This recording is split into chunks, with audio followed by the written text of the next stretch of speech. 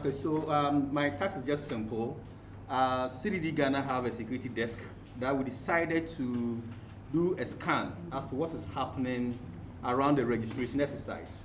So the data was collected from media reports on violent incidents that have happened since the start of the registration to the last end of the exercise.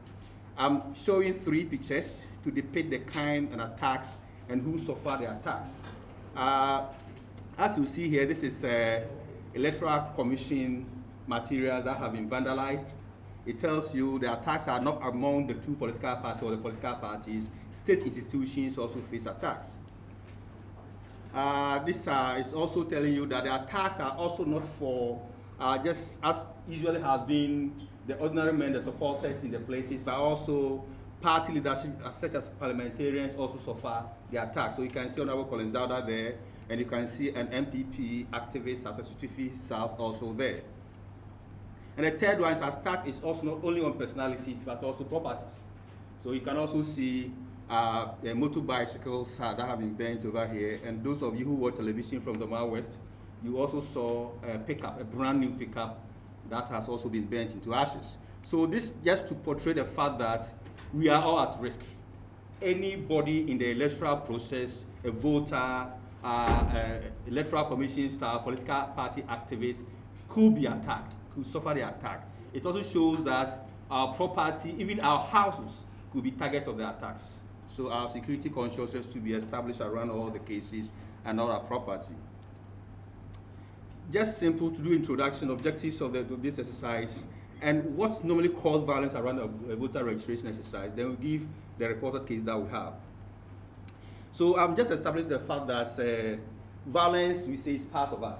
It's part of society.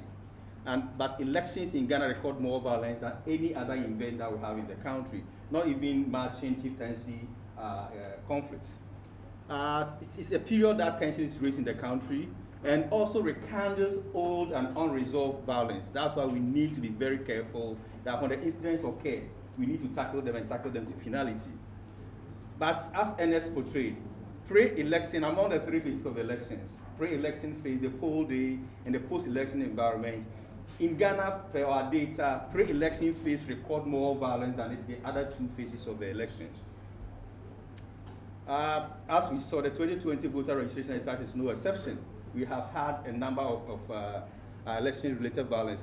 The difference between now and as NS portrayed is that in this voter registration exercise, compared to 2012 and the previous ones, we have recorded more major cases than the previous ones. As NS said, in the previous one, we had more cases recorded in the minor cases, abuse of incumbency, threat of violence, issuing threats on the social media and other things. But this one, we have had a lot of major cases, being death and the burning of properties and other things. So what we seek to do is to provide data on reported violent cases on the elections, on the registration, initiate conversation as to how best stakeholders can plan, think, and strategize to end the violence, especially getting into 2020 elections, and also have a guide stakeholder to come up with recommendations as to how best we can solve the violence. In our data and analysis from 2008, we have realized that there are 3 basic issues that always cause violence, especially around our voter registration exercise. And they are all subject of qualification to register. Who qualifies to take part in the exercise? That has been the center of controversy and generated a lot of violence, especially in our registration exercises. Irrespective of the kind of registration exercise we're doing, even intra-party contest, qualification to vote becomes a subject of matter. And there are 3 things we've not been able to clarify as a country. The first one is that clause, ordinary citizen. Who is an ordinary citizen, an ordinary resident, and can qualify to register a particular electoral area, something we need to take care of. Then the minors. We could see my friend policeman trying to pull somebody forcefully from the queue that you're not allowing him to read. Who is a minor and who detects who is a minor? How can we clarify that? And then the last one is foreigners.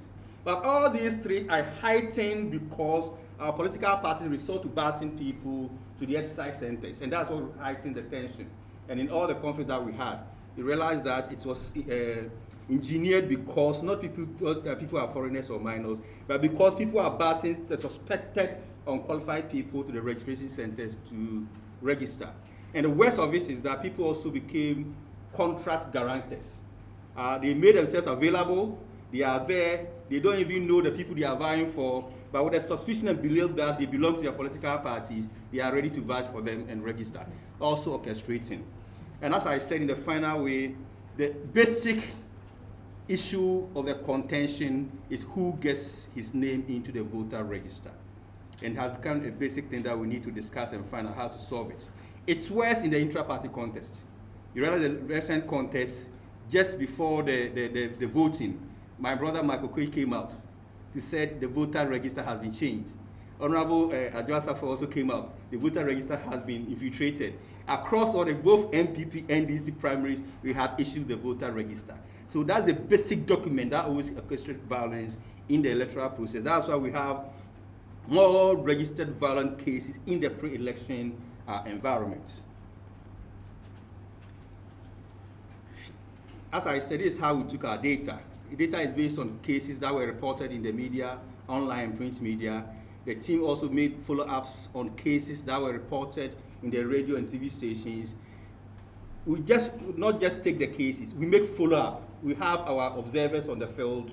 We cross-check in the issues that have come up to give us more information. So the data covers all the research, including the mop-up.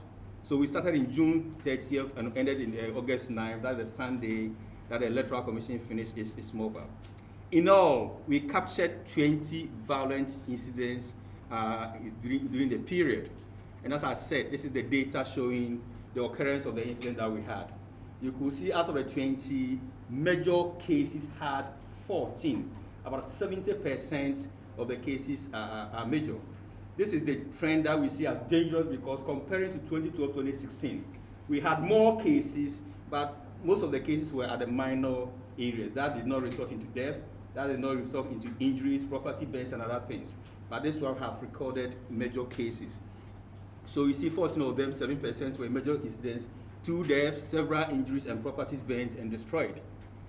20% were moderate cases that involves intimidation, threat of violence, harm, incitement languages, and abuse of public order acts, use of abusive language, and vandalization of publicity materials, as Ernest said.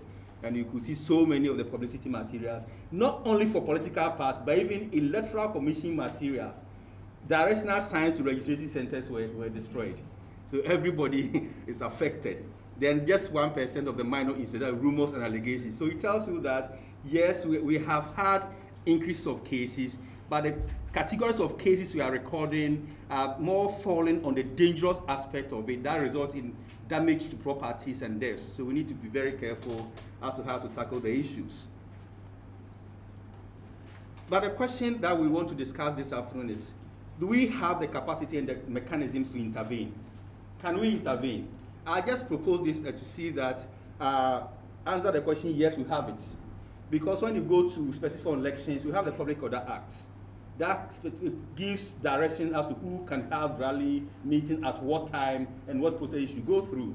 We have more electoral laws in the country that give specifics and punishments. We have the Political Parties Code of Conduct that came about through the IEA platform, which have been regulating political parties over the years. Our own Act 999, the Vigilantism and Related Offences Act, that gives very severe punishment that when we enforce, it has the necessary, the capacity to serve as deterrent to people who would like to cause violence in the elections. We have the roadmap and the code of conduct facilitated by the National Peace Council in place, and that gives directions as to the steps to be taken to disband vigilante groups in the country. The allies, various allies also have stipulated punishment for offenders on the electoral process, among others. I also said that we have a complete justice delivery system, from arrest to investigation to prosecution to adjudication. It is there. This is backed by a special election security task force that is insulated from the DISEC and the RESEC. In fact, the election security task force has no command from any minister. It's an independent body chaired by the IGP at the national level, the police commander at the regional level, and the police commander at the district level. So we have this. And since 2012, we have had the Judicial Service coming up with special election courts to adjudicate on elections-related matters to see the speedy recovery. Then the question then is, if these things are there, why are we having increasing violent cases on our elections? I'll leave that to the justice delivery system. Thank you.